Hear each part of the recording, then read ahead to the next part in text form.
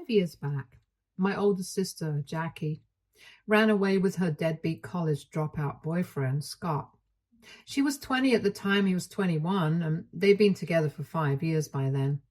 The two of them had been inseparable since school, and my family had never approved of him because he had always been up to no good. He was not particularly good at academics and was constantly getting in trouble at school and in high school. He started smoking and drinking and doing everything that one should not do. My parents always wanted her to break up with him, but she was determined to be with him, and there was not much that we could do because even when we would fight about him, she would still go see him afterwards, and it didn't matter to her that he was not the right kind of person for her. And then we lost my father 5 years back to a massive cardiac arrest. I had just turned 19 at the time, and I still remember feeling like my world had been turned upside down. Even then, Jackie refused to cut down on her time with Scott and even invited him to the funeral, knowing that we did not have a good relationship with him. At the funeral, he was high as a kite, and that was where we drew the line. My mother and I told her that we would not entertain this anymore, and she had to choose between us. So she ran away with him just because we had said that we were not going to support her and fund her lifestyle if she continued to be with him. It was very difficult for us to come to terms with, but she was an adult and we could not stop her. So for the past 5 years, we have had no contact with her since she was the one who cut us off. After my father passed away, I decided not to go to college because I wanted to work and financially support my family. My mother had been a stay-at-home mom all along, and she could work, but I did not want her to. She had even offered to take up a job as a secretary and then send me to college, but we had had a comfortable life so far, and I did not want to compromise that. Besides, my dad had also been working since he was 18 as well, and had never even gone to college, so if he could do it, so could I. And I had faith in myself.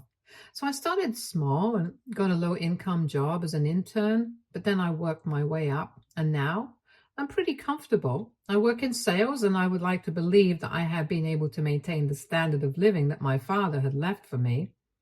Of course, it also helped that he had left us a certain amount of money when he passed away, so we were able to survive on that as well when I was not earning much. My mother was also very helpful in the beginning. She did everything in her power to make sure that I did not need to do any of the household chores when I came home from work, and was just overall very resourceful. We have tried our best to do well for ourselves in the past 5 years, and even though we did miss Jackie, there was not much that we could do about that. Even though I have been the breadwinner of the household for the past 5 years and have been financially supporting my mother, I always knew that she really missed Jackie, since Jackie had always been her favorite from the beginning. She never treated me badly, but it was obvious that she had a soft corner for her elder daughter. And when she had run away, there was a huge void in my mother's heart, and I was aware of it. She never talked about her. She stopped pretending like she had another daughter, and it was just the two of us.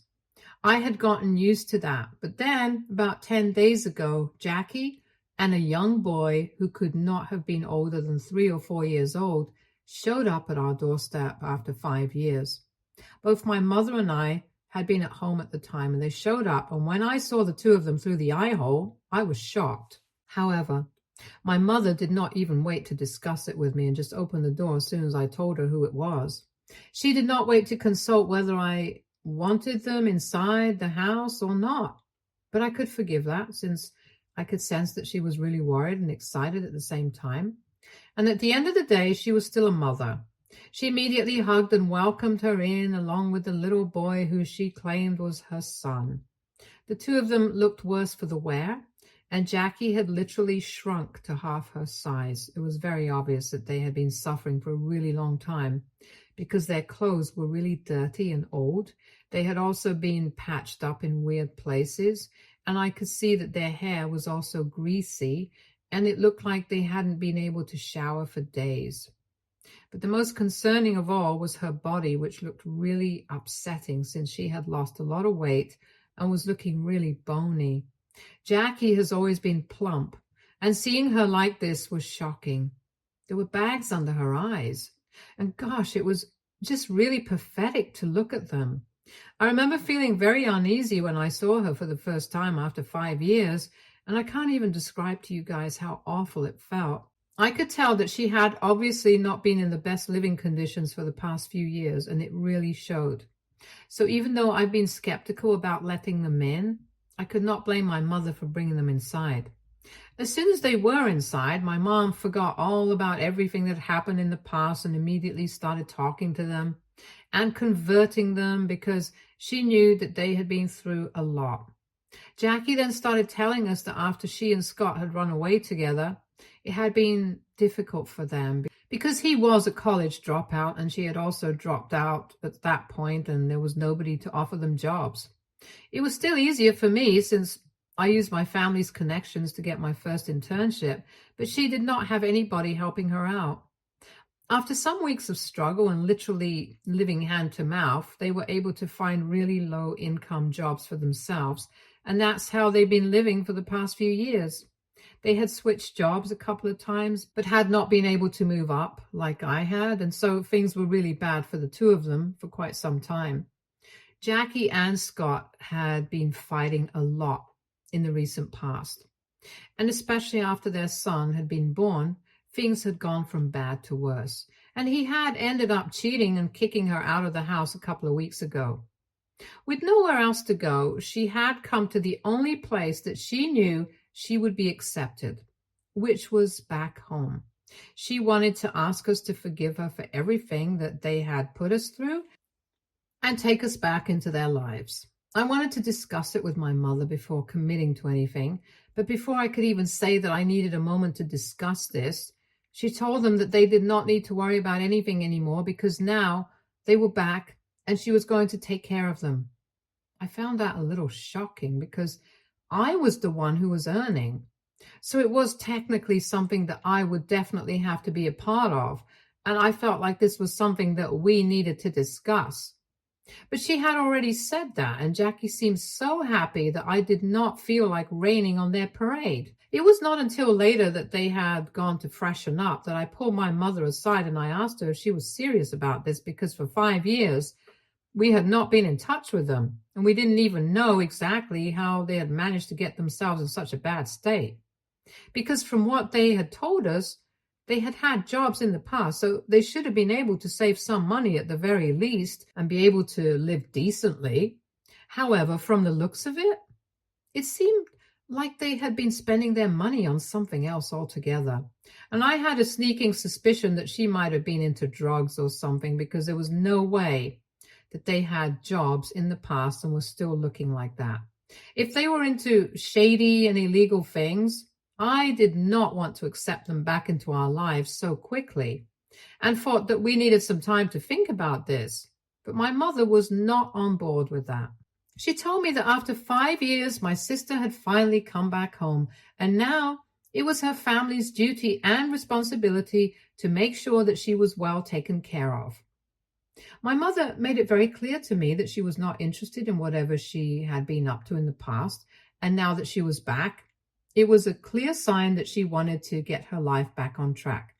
If she had not wanted that, she wouldn't even have come back in the first place. So now we could not turn our backs on her when she was asking for our help and be mistrustful and weird. She had a point, so I decided to give it a chance even though I did not fully trust the two of them. I got to live together with them for just 2 days, and I was kind of worried about how things would turn out in the future. But just 2 days after they had returned, my mother sat me down when she was out looking for jobs, and her son was napping. And then she told me that she wanted me to find a place of my own, now that my sister was back. I was dumbstruck because I definitely could not understand her reasoning. But she told me that our house only had 2 rooms, and while I had a room for myself, she had been sleeping on the couch for the past 2 days while Jackie and her son had taken up the other room since the child didn't feel comfortable enough on the couch.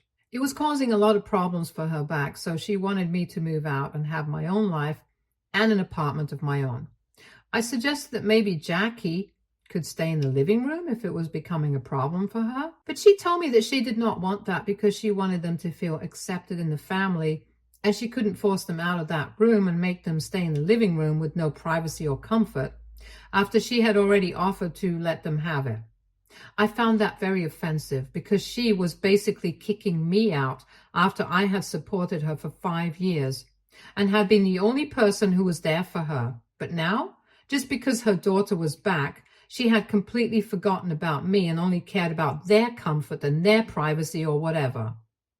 Jealousy wouldn't be the word that I would use for myself at that moment, but I was definitely very pissed off and kind of humiliated. I guess I just felt betrayed by the way that she was acting, and instead of trying to understand where I was coming from, she decided to accuse me of being jealous of Jackie and said that she knew that I had always had a problem with her, but the way that I was behaving was not acceptable. She was acting like I was someone who was jealous and insecure of Jackie coming back, and even said that I had had her all to myself for so many years and that should be enough for me, so there's no need for me to act like this now. She said she just wanted me to make one little sacrifice for the well-being of Jackie and her son, since they had been through a lot, and it had been unimaginable, so I needed to cut them some slack. It turned into a really bad fight, and I decided to pack up my things and leave that very day. It has been a few days since then, and I have been living with a friend since I can't find any apartments on such short notice, but I feel like I can't go back to living with my mother anyway because of what happened 4 days ago. After I left, I decided not to speak to my mother because she had really pissed me off and I was feeling very upset. So I muted her and I also blocked Jackie. I did not want anybody to be able to have access to me, and so I did not know what was going on after I had left. And then I received a call from my mother 4 days ago, and she was in tears. So I obviously got very concerned about her, and she told me that the police had shown up at our house and had placed Jackie under arrest, and she was in their custody. And from the looks of it, even she was under investigation. I was shocked to find out about that because I knew that there was something shady going on, but I had not expected her to get arrested so soon. When my mother told me the real reason why she had been placed under arrest, I was even more shocked because apparently the kid that she had brought along with herself was not even hers. He was not her son, but he was definitely Scott's son, and she had basically just kidnapped him and made a run for it to get back at him or whatever. It was completely unhinged. And when I found out about this whole story from my mother, I knew that this was serious and she was obviously calling to enlist my help. My mother told me that apparently the kid that she had brought along was the child that Scott had brought home when he had decided to kick her out. That was his son with his affair partner, and Jackie had been really upset about it, so when she got kicked out, she decided to kidnap him. And the poor kid was just 3 years old. He hadn't exactly been taught anything about such situations, so he just came along with Jackie, since she'd apparently convinced him that she was taking him to Disneyland, and then started threatening him to keep his mouth shut around us or she'd make sure he never got home. The cops had been looking for her for a really long time, but she had been practically untraceable because she did not have a phone or anything of the sort. Eventually, they were able to find her out, and I'm thankful for that. It was crazy, and I told my mother that she should have really discussed things with me before allowing Jackie and that kid to move in with us, because now she was going to be investigated as well, and even though the cops were not going to suspect anything since we had not been in touch for so long, it was still going to ruin her reputation if people find out about it. On the phone call, she told me that she wanted me to help her find a lawyer and prove that she was not involved in any of this. I told her that I would do that, but it would mean that she would have to stop speaking to Jackie because she had put our family in a really difficult spot, and I didn't appreciate that. But my mother thought that it was an unreasonable demand because no matter what she had done, Jackie was still our family. And she expected me to help her as well and things, that we should testify against Scott when the trial begins and try to save my sister. And that's where we disagreed, and we had a really bad argument on the phone because I was not on board with that. I think Jackie deserves to be punished for what she did. Being cheated on feels bad. I know that. And I know that it probably makes people feel like crap. But that's not an excuse to literally kidnap a child and then put your family in danger as well. That is unhinged behavior. And I don't feel like helping her out and becoming the bad guy in the process. So I made things very clear to my mother, but she said that I was just letting my jealousy and insecurity show yet again, and said that she wished she had raised somebody with more compassion than me. My mother started acting like I was the villain here, and now I'm seriously considering if I actually am or not, because I feel bad and I don't know what to do. AITA for refusing to help my estranged sister stay out of jail? Update 1. So 3 days have passed since I posted my update here. I would just like to thank everybody who took out the time to respond to my original post. That's really kind of you guys. Anyway, after reading the comments and thinking about stuff on my own, I decided I was going to do my duty to my mother and put her in contact with a good lawyer that I knew, because I did not want her to suffer. But at the same time, if she chooses to help Jackie out and represent her as well, I'm going to ask her to back off. My only duty is to my mother, not to Jackie. She abandoned our family long ago, and I no longer feel the need to justify or stand by her. If my mother does, that's her own business. I don't want to interfere with that. But then again, I don't feel the same way, and I have been very clear on that front. I cannot believe that my mother tried to gaslight me and make me believe that I was the bad guy for not wanting to help out my sister, who is literally a kidnapper. That was really unfair of her. But anyway, I can't help the situation now. I'm still living with a friend and trying to look for an apartment just so that I can be distracted from all of this. I know my mom will not go to jail. She has nothing to do with any of this, and everybody knows that we have not even been on speaking terms with Jackie for the past couple of years. But then I'm always worried for her. Even though we're not on speaking terms right now, I'm still worried for her, because it has just been the two of us for so long. After my father, she was the only person who was there for me, so I do have a relationship with her, and it's very important to me. But I don't know. The only thing I can take solace in right now is that the lawyer that I have contacted and put her in touch with is a solid woman, and she has had plenty of experience in keeping people out of prison, so I'm counting on her. She's also agreed to help me out and lower her charges for me, specifically since I'm really good friends with her brother and we work together. Her brother has reassured me that everything is going to be fine, and I'm taking their word for it. Until then, however, I'm going to make sure I don't speak to my mother, since she hasn't shown any interest in speaking to me after I had that phone call with her the other day. Even after the lawyer contacted her and agreed to take her help and allow her to represent my mother, she still didn't even call me to thank me for what I did for her. So I don't know how to feel about any of that, but I'm just hoping that she comes around. Update 2. Hello, so the trial against Jackie has begun, and it's going to be really intense for my mother. I'm pretty sure it's not going to be easy for her to watch her favorite daughter being persecuted. She has not tried to get in touch with me after that phone call that we had the other day, even though she is working with the lawyer that I put her in touch with to represent her. Like I said in my previous update as well, I had been expecting her to contact me to at least just thank me, but nothing of the sort has happened. Anyway, I did what I had to do as her daughter, and now it's not my business anymore, since she has made it very clear to me that she doesn't want me to be a part of her life. Up until a couple of days ago, we were not on speaking terms, but at least she did not have me blocked everywhere. However, I found out recently that she had blocked me on Facebook and had even blocked my number, because I tried to call her to confront her about blocking me on social media, and then I realized that my phone number was blocked as well. I could have contacted her by calling her through my friend's phone number, but it just did not seem worth it, so I let it go. Besides, now that I know that she does not want to speak to me or even let me know what's going on in her life, I've received the message loud and clear. I've told the lawyer not to contact me about any updates in the trial.